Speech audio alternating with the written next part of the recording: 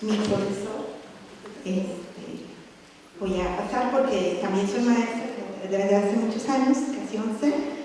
Y bueno, quiero pedir una disculpa porque el cartel dice que voy a hablar de las parroquias en la Nueva España, pero eso me llevaría semanas, ¿no? De verdad, claro que si ustedes gustan puedo recomendarles títulos, autores bastante interesantes, colegas nuestros que han trabajado en el entramado parroquial en distintas jurisdicciones eclesiásticas. No sé, por ejemplo, hablar de Jesús Joel Peña para el caso de Puebla, que recién presentó su tesis doctoral explicando pues, cómo es la traza espiritual de toda la diócesis poblana, o de Adriana Rocha, que trabaja para Campeche, Yucatán, también tiene trabajos bastante interesantes. Yo en realidad voy a trabajar, bueno, voy a platicar con ustedes, a compartir cómo era la traza espiritual de la Ciudad de México. Y el problema del título en el cartel no fue por supuesto, del licenciado Villarroel, que le agradezco la invitación, sino mío propio, que me estaba nombrando, entonces no pude pasar bien el título. Entonces, bueno, se llama Parroquias y Doctrinas, la geografía espiritual de la Ciudad de México. Está dividida. Voy a empezar a explicar primero qué era el espacio, es decir, qué es la Ciudad de México y quiénes son los fieles que viven en la Ciudad de México, porque de eso dependió mucho la clase espiritual. Entonces, voy a dar lectura porque soy muy mala para exponer así como lo hace el doctor Jorge Trasmaceros, pero bueno, empecemos. Espacio y población en la Ciudad de México. La Ciudad de México, capital del Virreinato de la Nueva España, se encontraba situada en una cuenca, cerca o por decir mejor en medio de una laguna. Había sido diseñada de tal manera que su forma era cuadrada y parecía un hermoso tablero, eso es lo que decían los cronistas, por sus calles rectas y anchas. Era tal la perfección de la traza que había quienes afirmaban que desde cualquier punto que uno se colocaba se veía casi entera.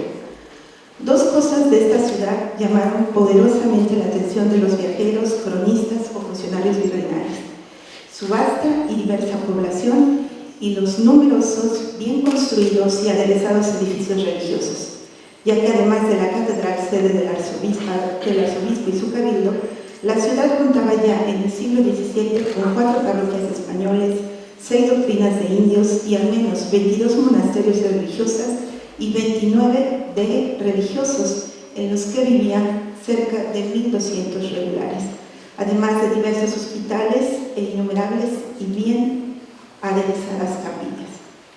Muy bien, ciertamente la población de la ciudad era considerable. Según el virrey o los virreyes, esta crecía siempre considerablemente.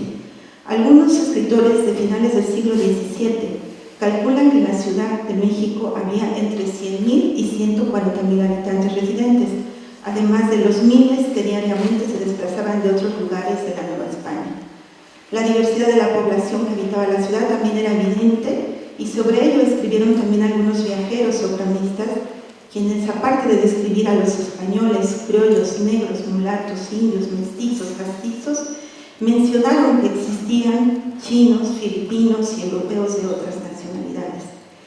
De los primeros, es decir, de los españoles y criollos, por ejemplo, Fray Agustín de Betancourt calculó que en la ciudad, más o menos a finales del siglo XVII, pasaban de 8.000 los españoles y 20.000 sus mujeres, mientras que de los segundos, es decir, de los negros, mulatos, mestizos y indios, y otras mezclas, había millares que llenaban las calles de la ciudad con mucho gentío. La percepción del cronista franciscano sobre una población de color quebrada la compartió también un viajero en ese mismo siglo, que era el italiano Gemelli.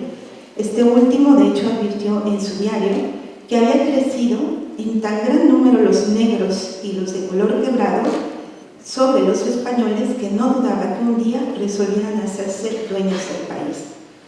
Ahora bien, la impresión de estos funcionarios, viajeros y cronistas de aquellos tiempos sobre el número y diversidad de la población coincide con la realidad.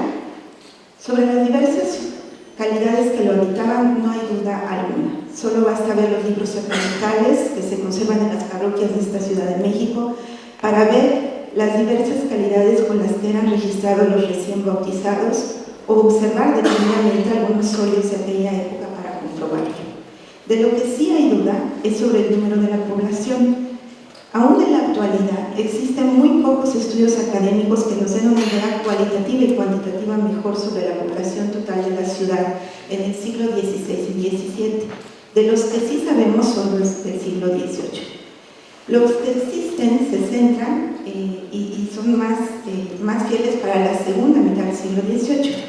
Algunos autores, como Rubio Mañé, advierten que es imposible afirmar que en la ciudad residieran a finales del siglo XVII más de 100.000 habitantes, en tanto que para 1790, cuando se levantó el padrón de Revillagigedo, se computaron apenas 112.926 habitantes.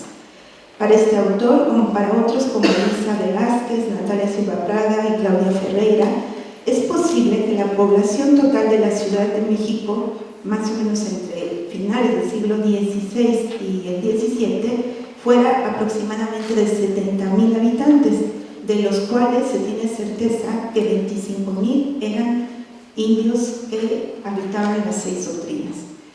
Entonces, en resumen, lo cierto es que la población de la Ciudad de México era numerosa. De hecho, ustedes tienen que saberlo y nos tenemos que enorgullecer, esta ciudad fue la más grande del territorio en la América española e inglesa. Por ejemplo, Boston, que era la capital de la Nueva Inglaterra, contaba más o menos en 1702 con 10.000 habitantes en el siglo XVII, y en Lima, que era la sede de la Arquidiócesis de Perú, residía una población de 30.000 habitantes. Asimismo, es verdad que su población era diversa, multiétnica, policromática, no solo por sus habitantes residentes, sino además por los miles que diariamente y provenientes de diversos puntos del virreinato se movilizaban de forma ocasional y continua o migraban a la capital. Este último, o más bien esta última, en tanto que la Ciudad de México era asiento del virrey, sede del arzobispo, punto medular del comercio del virreinato de la Nueva España, y porque ofrecía, como ninguna otra ciudad de la Nueva España, trabajo y mejores condiciones para vivir. Hay bastantes estudios sobre la Ciudad de México en el siglo XVI y XVIII, también sobre la migración. Yo les recomiendo bastante los estudios de Tomás Jalpa, que estudia las migraciones de los indios a la Ciudad de México por trabajo, por diferentes cosas. Ahora bien, esta diversa y numerosa población fue atendida espiritualmente conforme a una traza espiritual que se estableció en el siglo XVI, es decir, en parroquias denominadas parroquias de españoles, donde eran atendidos todos los españoles y la población no india, es decir, los negros, los mulatos, todas las castas, y en doctrinas, o también llamadas parroquias de indios, en donde solo se atendía a los fieles de esta calidad, como vamos a ver a continuación. Bueno, este apartado se llama La traza espiritual de la Ciudad de México. Yo les recomiendo un artículo ya clásico de Roberto Moreno de los Arcos, que se publicó en la Gaceta Eclesiástica Mexicana hace ya bastantes años. Es un muy buen trabajo. Yo le voy a agregar algunas anotaciones que he hecho. Estoy a punto de presentar mi examen doctoral sobre la primera parroquia de españoles, por eso me permití venir a platicar con ustedes sobre esto, ¿no? Bueno, el rey, en calidad de patrono de la Iglesia en América, legisló y acordó que en la Ciudad de México fuera dividida para su administración religiosa en 2 repúblicas. En una, denominada República de Españoles, habitaban los peninsulares y todas las crestas y criollos. Y en la otra, pues estaban o vivían todos los naturales de la tierra. A esta se le denominaba República de Indios. Las disposiciones para que estos últimos vivieran aislados de los españoles y de otras calidades merecieron su inclusión en la recopilación de leyes de Indias. En sentido estricto, esta separación se hizo no por segregación racial. Eso es bien importante entenderlo, ¿no? Es un poco lo que nos exponía el doctor Jorge Trasloceros. Esta división se hace por un principio que Edmundo de Bormann atinadamente ha llamado el principio religioso. Principio que determina que los indios eran considerados en ese momento neófitos en la fe. Y entonces, como son neófitos en la fe, deberían contar con un espacio propio donde se cuidara de su evangelización. No querían que fueran contaminados. Les preocupaba mucho la contaminación, por ejemplo, de los negros y de los propios españoles. Entonces, lo que hacen es separar. La evangelización debe entenderse entonces, como bien afirma este autor, como los hombres de aquellos tiempos la entendían o la comprendían, es decir, como el cúmulo de actividades no solo religiosas sino culturales, comprensivas de muchos aspectos tales como la enseñanza del idioma, las artes, los oficios, la implementación de las instituciones sociales, políticas, jurídicas y económicas. Porque evangelizar iba de la mano con el proyecto que ellos denominaban civilizar, en tanto que se consideraba que el indio debía ser conducido de su estado natural por la senda de la civilización. Esto lo entrecomillo, hay que entender también el concepto de civilización de aquellos hombres, ¿no? Porque a veces, como dice el doctor Jorge, cuestionamos tanto la historia en lugar de entenderla y comprenderla. Y bueno, este sentido de la civilización, cuyo rasgo fundamental era ser cristiano. Así que no se trataba solamente de adoptar la religión católica, sino también las pautas culturales de los españoles. Aunque aquí hubo un proceso de inculturación bien interesante, porque también los españoles tomaron mucho de la cultura de los indios y de repente tenemos, como dijo hace rato el doctor, somos un país cohetero y cristero, ¿no? Entonces los religiosos y el clero secular se acostumbran a los bailes y a los cantos y los adoptan, ¿no? Y de verdad se da un proceso de inculturación bastante interesante. Entonces, en suma, como bien lo señala Lemus Delgado, el ser cristianizado no era nada más adoptar nuevas creencias o ser bautizado, sino que se trataba de una adaptación cultural del modo de ser español. Esta hispanización del indígena era la vía para la conversión, era lo que ellos creían. De ahí que algunos historiadores, yo me incluyo entre ellos, sostenemos que la parroquia, comunidad religiosa y comunidad de estudio debe entenderse como un agente coextensivo de la hispanización. Ahora bien, y de la inculturación. Ahora bien, en cumplimiento de este principio, la República de Españoles en la Ciudad de México estuvo atendida por los eclesiásticos seculares. Esto es bien importante. Casi siempre los eclesiásticos seculares estuvieron a cargo de las parroquias españoles, mientras que las órdenes religiosas se hicieron cargo de las doctrinas de indios. Pero es importante mencionar que en algunas ciudades fuera de la capital, no hispana, la administración fue mixta, es decir, había miembros del clero regular que se hicieron cargo de parroquias españoles y viceversa. Muy bien, de hecho, en la Ciudad de México, por ejemplo, la parroquia de San Pablo estuvo a cargo de carmelitas, de agustinos y de clero secular, ¿no? Se cambió bastante.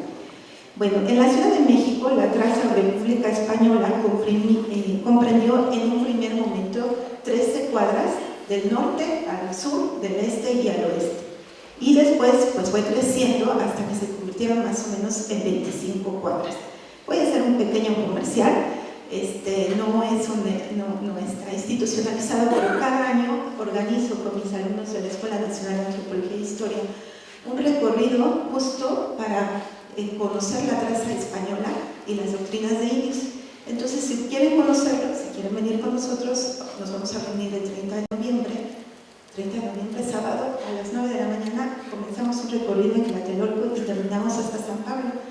Y pues deben caminar mucho porque nos hacemos más o menos 4 o 5 horas, pero recorremos toda la ciudad para que vean qué inmensa, qué complicada y qué maravillosa es, ¿no? Porque tiene unas iglesias preciosas que, bueno, requieren urgentemente de intervención después de los sismos, ¿no? Que quedaron bastante dañadas, ya les platicaré.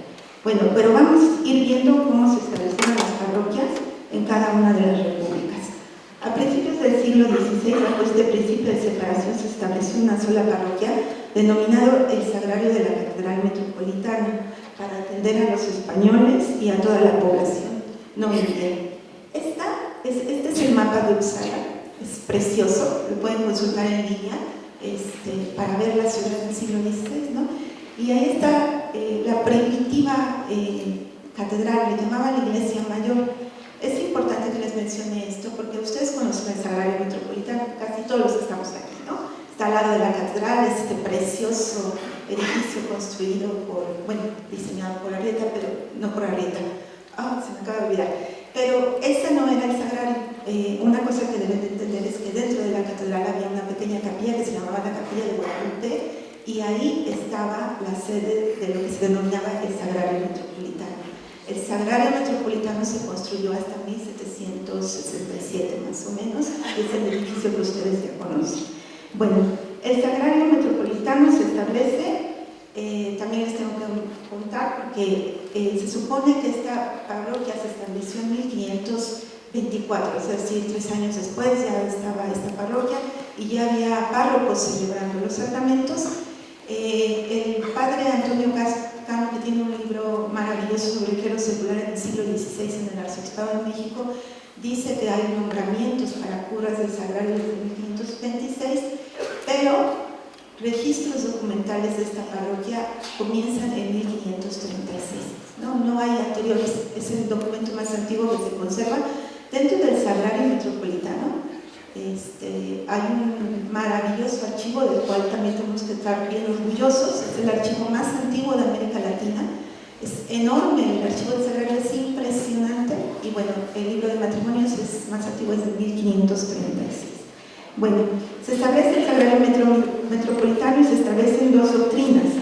Una, ubicada en la parcialidad de San Juan Tenochtitlán, cuya sede era la capilla de San José de los Naturales, se establece en 1525-1526 y abarcaba aproximadamente, atendía 24 barrios de indios.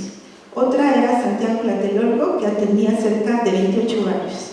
Años después, en cumplimiento de la cédula de 20 de febrero de 1534, en la primera parcialidad, es decir, en la de San Juan, se establecen 4 capillas que devinieron en doctrinas.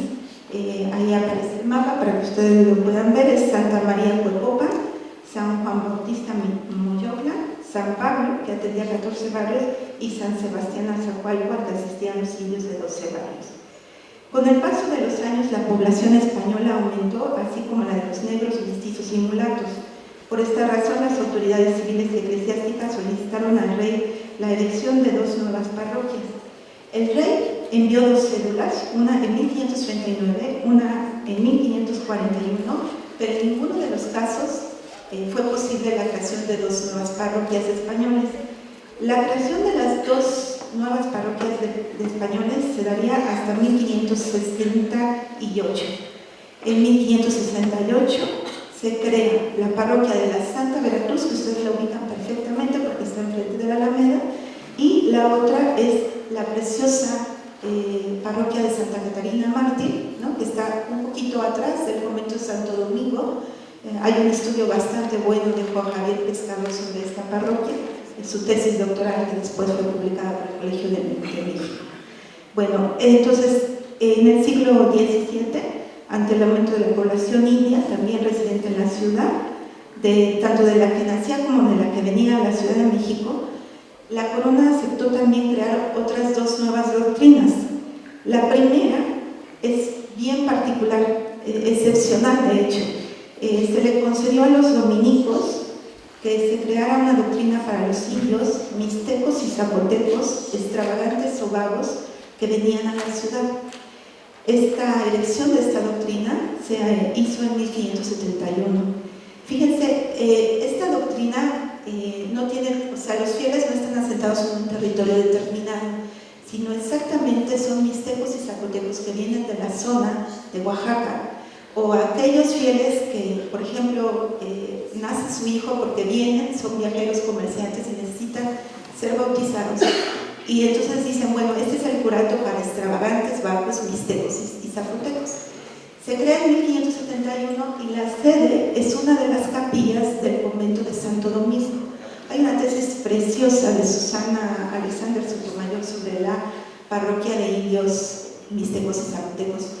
Hasta hace más de 20 años, Moreno de los Arcos dijo que no se sabía dónde estaba este archivo, y tenía razón porque nadie había entrado al archivo del Sagrario Metropolitano. No sabemos por qué razón aparecieron en el archivo del Sagrario Metropolitano los libros, y la alumna de la Escuela Nacional de Antropología e Historia, ahora doctora en antropología, pues hizo esta tesis que es bastante interesante por si quieren leerla. También se creó otra parroquia en 1633, que es Santa Cruz Coxingo, que ustedes la conocen, supongo, está por Circunvalación, atrás es un poco peligroso ir, pero es la famosa iglesia de Santa Cruz y Soledad, que tiene una hermosa imagen al centro de la Virgen de la Soledad. Bueno, lo que les quiero decir en resumen es que entre 1633 y 1689 esta clase espiritual no fue absolutamente modificada, es decir, había tres parroquias españolas y tenemos las doctrinas de indios, más el beneficio jurado que era el de indios mixtecos y zapotecos, como lo pueden ver en el cuadro, creo que es anterior, ya no sé, deben estar ayudando, muchas gracias. Bueno, será precisamente en 1690 que esta traza se va a modificar por primera vez después de tantos años. Se modifica porque fíjense que los párrocos del Sagrario pues estaban exhaustos, ¿no? Nada más para que tengan idea, la parroquia del Sagrario Metropolitano de México no solamente era la más antigua del Imperio Español en América, sino en la población que atendía rebasaba entre los 20.000 y 30.000 fieles. Para que en la parroquia del Sagrario pudieran dar los sacramentos, se contrataban cerca de 25 curas párrocos y cuando era cuaresma hasta 50 párrocos.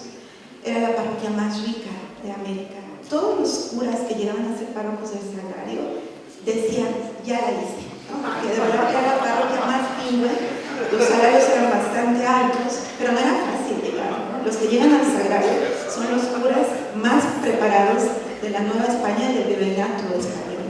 Todos son doctores en historia, maestros, y además una parroquia tan importante porque se creía, además, y además lo era cierto, era la puerta de acceso a mejores cargos eclesiásticos. Generalmente los curas párrocos pasaban a ser miembros del Cabildo Metropolitano y tenemos muchos arzobispos que fueron curas párrocos. Por ejemplo, Pedro de Fonte, el último arzobispo español, fue cura párroco primero y después fue arzobispo de México, el último arzobispo español en México, y después, por ejemplo, el primer arzobispo después de la independencia, que es Posada y Garduño, también fue el cura párroco más antiguo del Sagrario. Entonces, eran de verdad los curas más preparados. No sé cuántos padres tenemos aquí del Sagrario, pero esto de verdad era muy importante. Entonces, lo que dice el rey es que hay muchísimos fieles que atender. Los curas se enojan porque además dicen, no solamente tenemos que atender a miles de fieles, sino que lo tenemos que hacer en una capilla, cita de ellos, una capilla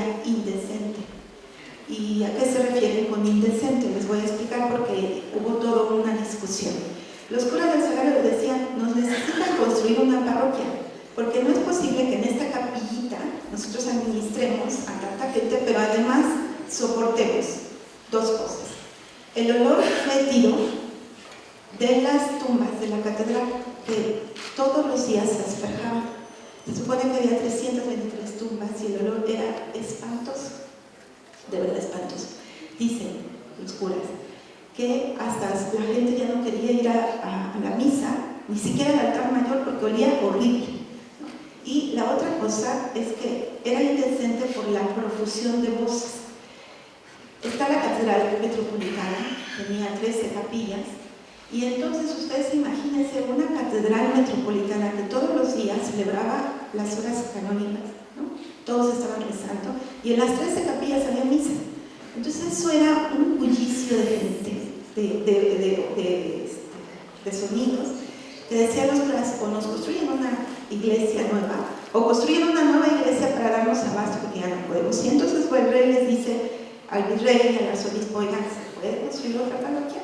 Y entonces le dicen que sí se puede construir una parroquia, y se construye finalmente la cuarta parroquia de españoles, que ustedes la conocen perfectamente porque salen del metro Pino Suárez, y es la parroquia de San Miguel. Esa es la cuarta parroquia de españoles, y ahí llegaba la traza española, nada más para que tengan, estaba bien chiquita la ciudad, ¿no? Pero era rara de gente. Bueno, no me da tiempo de explicarles cómo se construyó la parroquia de San Miguel. Es muy lindo cómo se llevó a cabo el proceso. Perdón, esto que ven ahí es la Plaza Mayor de la Ciudad de México. Desde 1596 en el centro está la catedral, la primitiva catedral, la pequeñita. Después la tiraron, lo que explicó el doctor. No sé si me paso a la siguiente, muchas gracias. Miren, este es el Sagrario Metropolitano, esta es la jurisdicción eclesiástica.